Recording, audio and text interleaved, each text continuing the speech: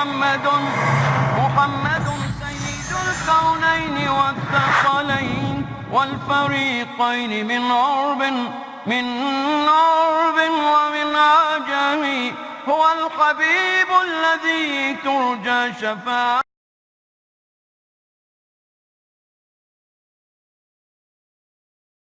السلام علیکم ورحمۃ اللہ وبرکاتہ. وعلیکم السلام ورحمۃ اللہ وبرکاتہ. الحمد للہ رب العالمین والصلاة والسلام علی رسولہ الکریم وعلی آلہ وصحبہ اجمعین ومن تبعہ بإحسان الی یوم الدین. اما بعد. محترم بھائیوں اور بہنوں، رسول اکرم صلی اللہ علیہ وسلم ہم سب کے لیے بہترین نمونہ ہیں. نمونہ ہیں عبادات میں، نمونہ ہے معاملات میں، نمونہ ہے اخلاقیات میں، نمونہ ہے گھریلو زندگی میں. ان بہت ساری چیزوں میں سے ایک ذرائع آمدنی، خرید و فروخت کے اصول، تاکہ ہم زندگی گزارنے کے جو ضروری ذرائع ہیں ان کے متعلق بھی رسول اکرم صلی اللہ علیہ وسلم کے ارشادات کو سمجھ سکیں. لیکن بہت افسوس کی بات ہے کہ بہت سارے لوگ نبی کریم صلی اللہ علیہ وسلم کی باتوں کو تقسیم کرتے ہیں اپنی مرضی کے مطابق. نماز، روزہ، طہارت وغیرہ میں تو سنت پر عمل کرتے ہیں، مگر خرید و فروخت، مارکیٹنگ کے اصول، بازار کے معاملات، لین دین، کاروبار وغیرہ، حالانکہ انہی نبی صلی اللہ علیہ وسلم نے اس میں بھی رہنمائی دی، مگر اس کے لیے ہم بہت کم تیار ہوتے ہیں. ہمیں چاہیے کہ نبی کریم صلی اللہ علیہ وسلم کے اصول کو ہر جگہ اپنائیں. اسی میں ہمارے لیے خیر ہے، اسی میں ہمارے لیے بھلائی ہے. حدیث کی کتابوں میں کتاب البیوع، خرید و فروخت، مارکیٹنگ وغیرہ کے اصول سنت کی روشنی میں یہ ایک بہت اہم چیپٹر ہے. لیکن عام طور پر دیکھا گیا کہ اس چیپٹر کا نہ تذکرہ ہوتا ہے، نہ پڑھنے والے اس میں دلچسپی لیتے ہیں اور نہ ہی پڑھانے والے. اس کی ایک وجہ شاید یہ بھی ہے کہ مارکیٹنگ کے جو موجودہ اصول ہیں اس سے خود لوگ بہت کم واقف ہیں.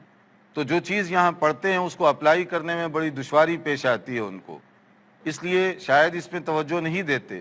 جبکہ اس وقت عالمی یونیورسٹیوں میں اسلامی فائنانس وغیرہ کا جو شعبہ قائم کیا جا رہا ہے، اس میں مسلمان طلباء کے ساتھ اچھی خاصی تعداد خود غیر مسلم طلباء کی ہے، جو حدیث کا یہ چیپٹر بہتر انداز سے پڑھتے اور سمجھتے ہیں کہ حرام اور حلال کے باؤنڈریز کیا ہیں، حدود کیا ہیں، کہاں کوئی چیز جا کر جائز ہوتی ہے، کہاں ناجائز ہوتی ہے.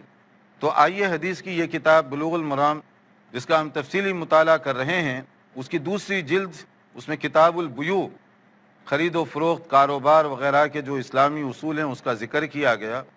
نبی کریم صلی اللہ علیہ وسلم نے اس بات سے منع کیا کہ آپ کاروبار میں نہ جھوٹ بولیں، نہ دھوکہ دیں، اور نہ کسی کی استغلال کریں، یعنی ایکسپلائٹیشن، کہ ایک آدمی کو آپ دیکھ رہے ہیں تھوڑا سا ضرورت مند ہے، اب آپ اس کی چیز کو خریدنے کے لیے مارکیٹ ویلیو سے گھٹا دیتے ہیں. اس کو کار ہے اس کے پاس، اس کے گھر میں کوئی پرابلم ہو گئی، اب وہ فوری گاڑی بیچنا چاہتا ہے. مثال کے طور پہ وہ گاڑی کی اصل قیمت ہے 1,00,000 روپے، لیکن آپ کو معلوم ہے کہ اس کی بہن کی طبیعت خراب ہے، ہاسپٹل کو لے جانا ہے، اس کو فوری کچھ پیسوں کی ضرورت ہے.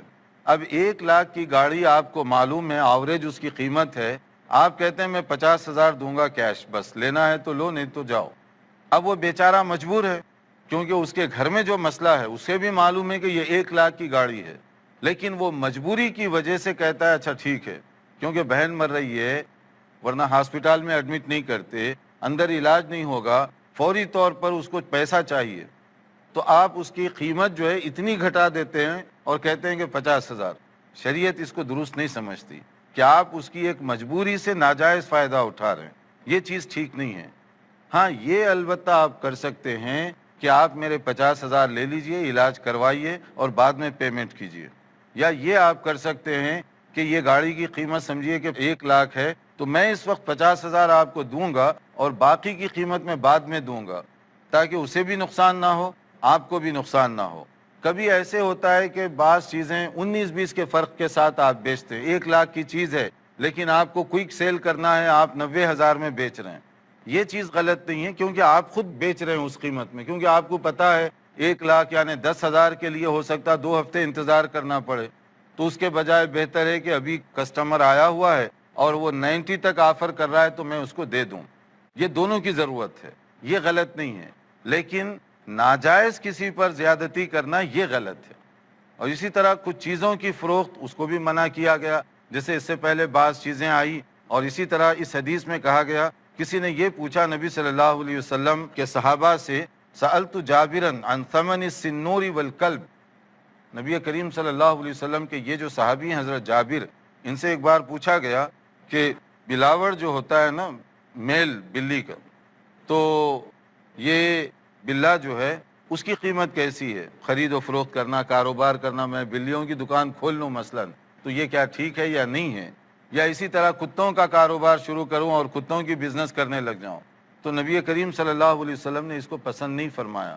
فقال زجر النبی صلی اللہ علیہ وسلم عن ذلک، صحیح مسلم کے الفاظ ہیں کہ نبی کریم صلی اللہ علیہ وسلم نے اس سے منع فرمایا۔ منع کا مطلب ہے کہ ڈانٹ پلائی اس کو، اور نبی کے ڈانٹنے کا مطلب یہ ہے کہ وہ اتنی پسندیدہ چیز نہیں ہے، اس کے بجائے کوئی اور کاروبار آپ کر لیں، کیونکہ خواہ بلیوں کو پال کے رکھیں، کتوں کو پال کر رکھیں اور اسی کا کام شروع کر دیے، اسی کا کاروبار کر رہے ہیں، تو یہ چیز اس طرح کی اتنی پسندیدہ نہیں ہے۔ تو نبی کریم صلی اللہ علیہ وسلم نے اس کو ناپسند اس معنی میں کیا کہ پوچھنے والے کو آپ نے ڈانٹ پلائی۔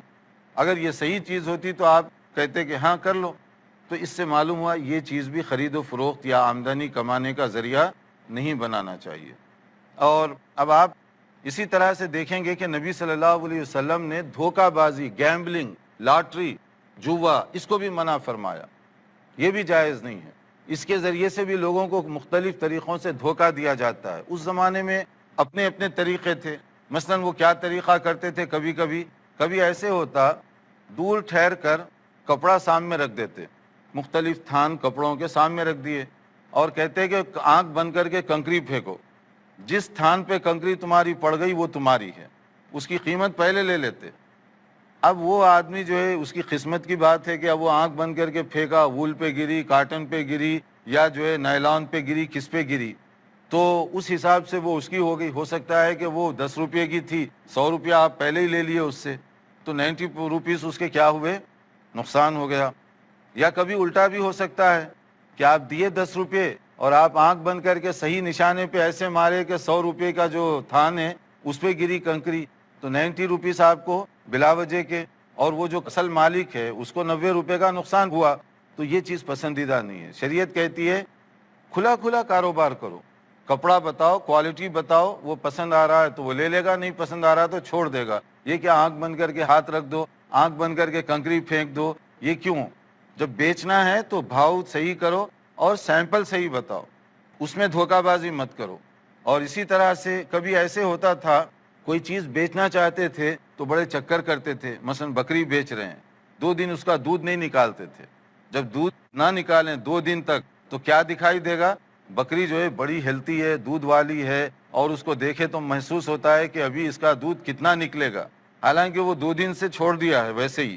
اب وہ آپ قیمت زیادہ دے کر لے لیے، اور گھر آنے کے بعد آپ پہلی بار دودھ نکالے 2 گلاس نکل گیا، پھر دوسرے دن آپ نکالنا چاہے تو کتنا نکلا، پاؤ گلاس۔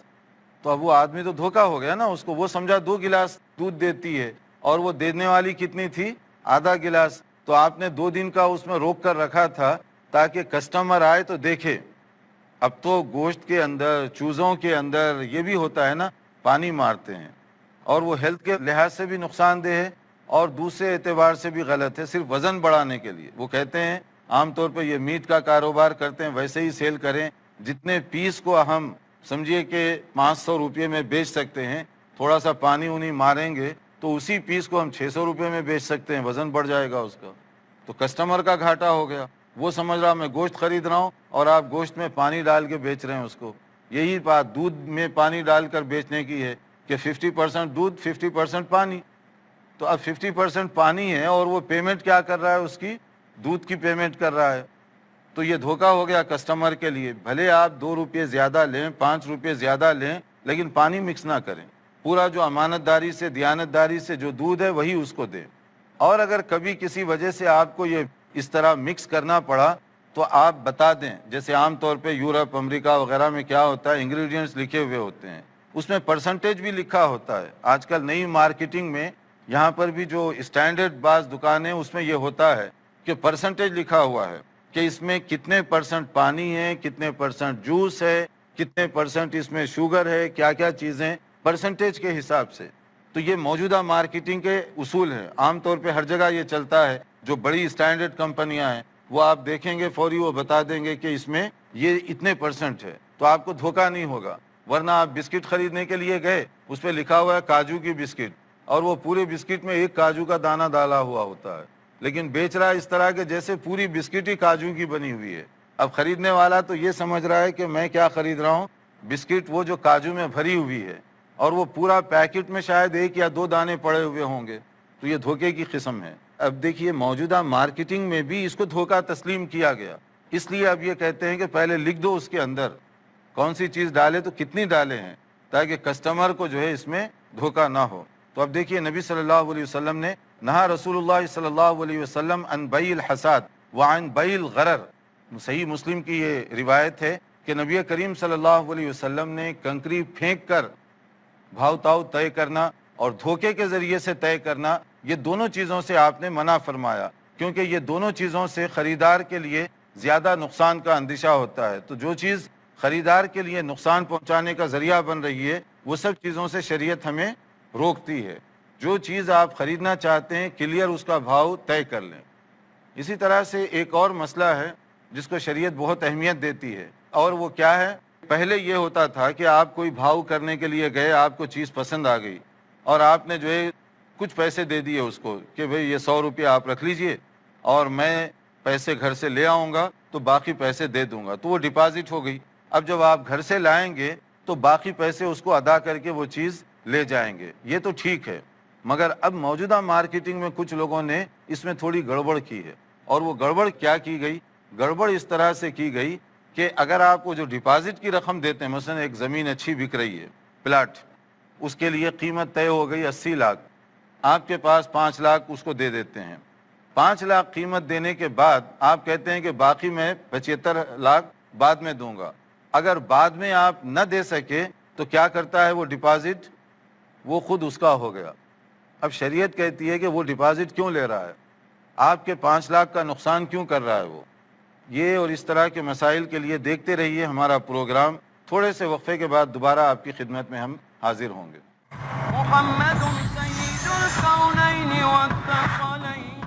नाजरीन, वक्फे से पहले हम बता रहे थे कि शरीयत ये चाहती है कि ना खरीदार को नुकसान हो ना बेचने वाले को नुकसान हो, वो जायज़ नफ़ा अपना कमाए और ख़रीदार को भी जो चीज़ वो ख़रीद रहा है, जिसकी वो कीमत दे रहा है, वो चीज़ उसको सही सही हालत में मिले। अगर ये मार्केट के मौजूदा उसूल में इस कानून को अपनाया जाए तो कई लोग राहत का सांस लेंगे कि हमें मालूम होगा दूध खरीद रहा हूँ तो ये कैसा है, हमें मालूम होगा कि मैं खाने पीने की चीज़ खरीद रहा हूँ तो ये कैसा है, कपड़ा खरीद रहा हूँ तो ये कैसा है, उसमें धोखे का इम्कान नहीं होता। लेकिन आप बताएं कुछ, दें कुछ, पैसे किसी चीज़ के लें लेकिन सप्लाई कोई और चीज़ करें, तो इसकी वजह से दोनों को नुकसान का ख़तरा होता है, और ये चीज़ शरीयत इसको पसंद नहीं फरमाती। अब इसी से मैंने एक बात की थी कि आप डिपॉजिट कोई चीज़ रखते हैं, डिपॉजिट रखने के बाद अगर कोई ऐसे हालात पैदा हो गए कि वो आदमी नहीं खरीद सका, तो आप उसकी डिपॉजिट को हड़प क्यों कर रहे हैं। 5 लाख रुपया उसने दिया, 80 लाख का सौदा तय हुआ था और वो 75 लाख का इंतज़ाम नहीं कर सका, तो आप 5 लाख उसके दबा दिए, तो अब वो बेचारे का तो नुकसान हो गया।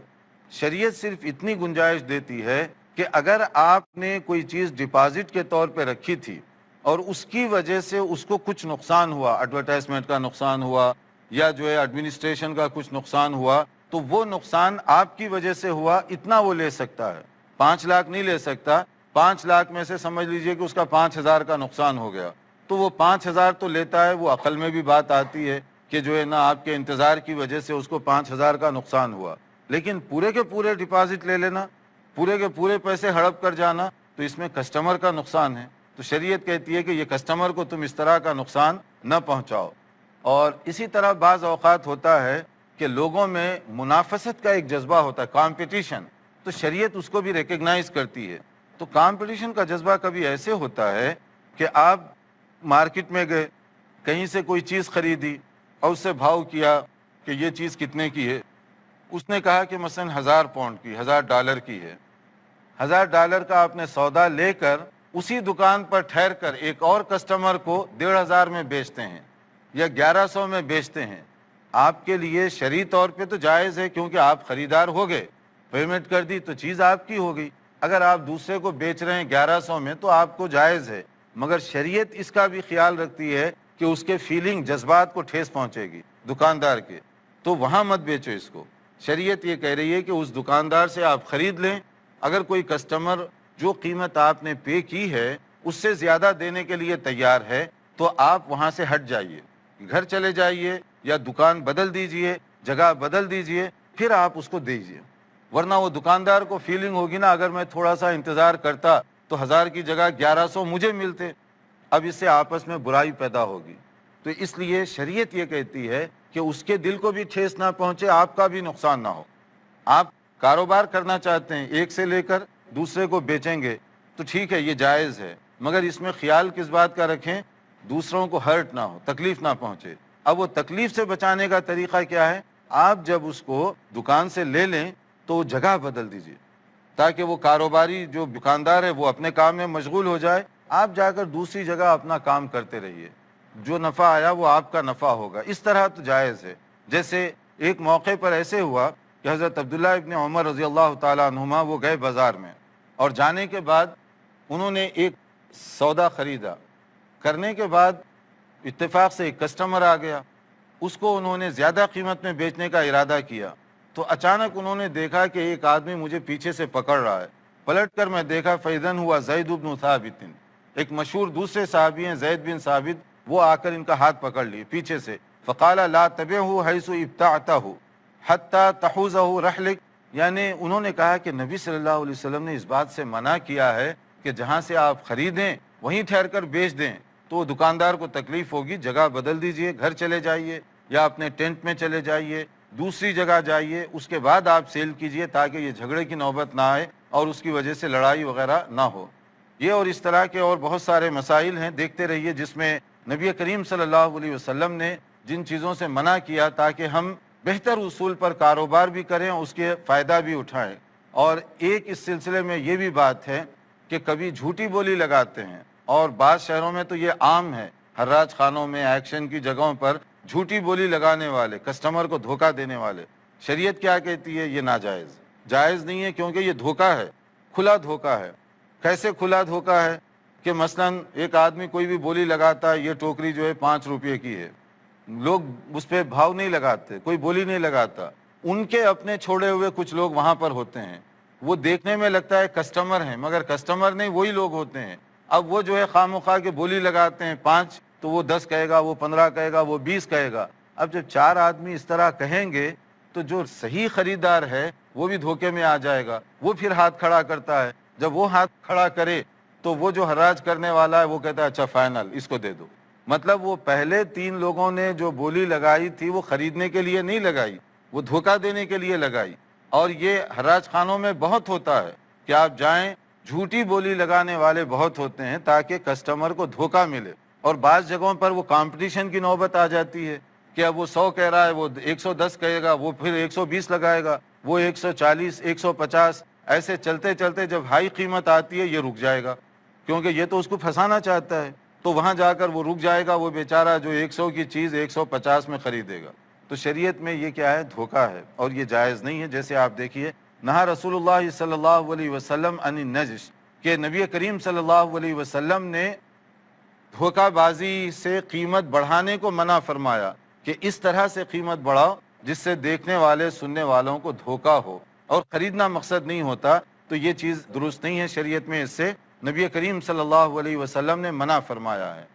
اگر آپ کا کوئی یہاں سوال ہو تو آپ پوچھ سکتے ہیں تاکہ ہم آگے بڑھنے سے پہلے. جی, بہت ساری چیزیں جس سے منع کیا گیا آپ اس کو آبزرو بھی کر رہے ہوں گے انشاءاللہ. جی, آپ کون پوچھ؟ آج کل مارکیٹ میں کچھ کمپنی ایسی آئی ہوئی ہیں جو کہ مختلف اشیاء جو ان کے پاس ہے اس میں پبلک کا پیسہ انویسٹ کرواتے ہیں. جیسے کہ مثال کے طور پہ سونا ہے, ٹیکسٹائل ہے, اور دوسری اشیاء ہیں. تو ایک مخصوص رقم جو ہوتی ہے جیسے 1 لاکھ روپے یا 2 لاکھ روپے یا 5 لاکھ روپے آپ ان کو دیجئے, اور آپ کو اس پیسے کے بیس پہ آپ کو منتھلی وہ کچھ پیسہ آپ کو دیں گے. مثلا 2000 یا 4000 وہ پیسے پہلے سے طے شدہ ہوتے ہیں. تو میرا سوال یہ ہے کہ یہ جو طے شدہ رقم جو دیتے ہیں مہینے میں, وہ تو اسلام کے نقطہ نظر سے یہ کہاں تک صحیح ہے؟ ہاں، یہ بڑا اہم سوال ہے کہ موجودہ مارکیٹنگ میں یہ بھی ہوتا ہے کہ آپ جو ہے ایک انویسٹمنٹ کر دیتے ہیں کچھ رقم، انویسٹمنٹ کرنے کے بعد وہ آپ کو مقررہ ایک رقم دیتے ہیں، ہر مہینہ آپ کو سمجھ لیجئے 5,000 ہم دیتے رہیں گے، سال کے بعد حساب کریں گے، وہ جائز ہے یا ناجائز ہے؟ اس میں دیکھیے ایک کنڈیشن ہے، اور وہ کنڈیشن یہ ہے کہ سال ہونے کے بعد وہ پھر پراپر حساب کریں، اس میں چیک کریں کہ نفع آیا یا نقصان آیا، یا جتنی پیمنٹ کی گئی نفع اتنا ہی تھا یا اس سے کم تھا یا اس سے زیادہ تھا۔ اگر وہ پورا کیلکولیٹ کرنے کے بعد جو کچھ بچ رہا ہے وہ اس کو دیں گے، یہ جائز ہوگا، یا جو کچھ کم ہو گیا اس سے کٹوتی کریں گے تو ٹھیک ہے، یہ نفع اور نقصان دونوں میں آپ شامل ہو گئے۔ لیکن اگر وہ صرف فکس آپ کو رقم دے رہا ہے اور اس سے نہ کٹوتی ہوتی نہ زیادہ ہوتا، یہ غلط ہو جائے گا۔ اکثر کمپنیاں عام طور پہ لم سم دے دیتی ہیں حساب کو آسان رکھنے کے لیے، کہ آپ نے چونکہ 5 لاکھ انویسٹمنٹ کیے ہیں تو مہینہ آپ کو ہم دے دیتے ہیں 5,000 روپیہ، سال ہونے کے بعد ہم حساب کریں گے اور اس کے بعد دیکھیں گے کہ آپ کو کتنا ملتا ہے، یا جو کچھ دیا اس سے ریڈیوس کیا جائے۔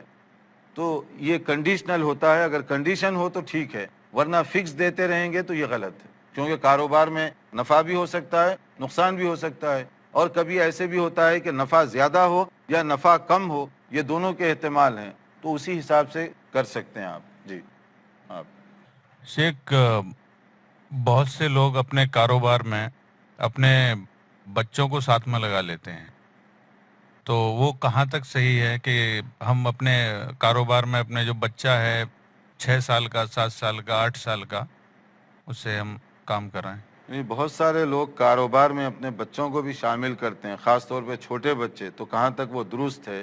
تو بنیادی طور پہ اگر بچے کو آپ حصے دار بنانا چاہتے ہیں تو شریعت میں اس کی اجازت ہے، کوئی منع نہیں ہے کہ آپ کے گھر میں مثلا 3 افراد ہیں اور تینوں کو آپ کاروبار میں لگانا چاہتے ہیں تو تینوں کو بھی لگا سکتے ہیں، منع نہیں کیا گیا۔ لیکن عام طور پہ جو لوگ کرتے ہیں وہ ٹیکس ڈپارٹمنٹ کے لیے کرتے ہیں، وہ ٹیکس ڈپارٹمنٹ کے اس لیے کہ جتنے اس کے جو ہے شیئر ہولڈرز ہوں گے، وہ لمیٹڈ کمپنی اتنی بڑھتی جائے گی، پھر اس کا ٹیکس اور دوسری چیزیں اسی حساب سے اس پر فرق آتا ہے۔ تو بہت سارے لوگ اس مقصد کے لیے بھی مختلف پارٹنر بناتے ہیں، اور کبھی ایسے پارٹنر بناتے ہیں جن کو خود نہیں معلوم ہوتا ہے کہ ہم اس کمپنی کے پارٹنر ہیں، کیونکہ وہ سارے کا سارا ٹیکس ڈپارٹمنٹ کے لیے ہوتا ہے، حقیقت میں اس کو دینا مقصد نہیں ہوتا۔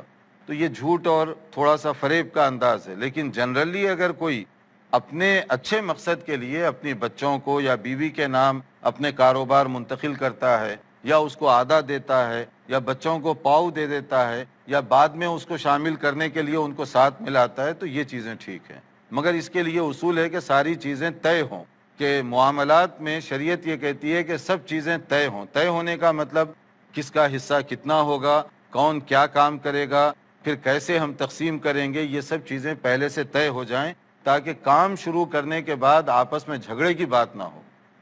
جی، تو دیکھتے رہیے یہ پروگرام ہمارا مزید سوالات کے ساتھ، اور بیوع سے متعلق خرید و فروخت، معاملات، کاروبار میں شریعت کیا ہدایات دیتی ہے، اس کے لیے انشاءاللہ تعالی نئی معلومات کے ساتھ حاضر ہوں گے آئندہ لیکچر میں۔ والسلام علیکم ورحمۃ اللہ وبرکاتہ۔ مولاي صل وسلم دائما أبدا على حبيبك خير الخلق كلهم محمد سيد الكونين والثقلين والفريق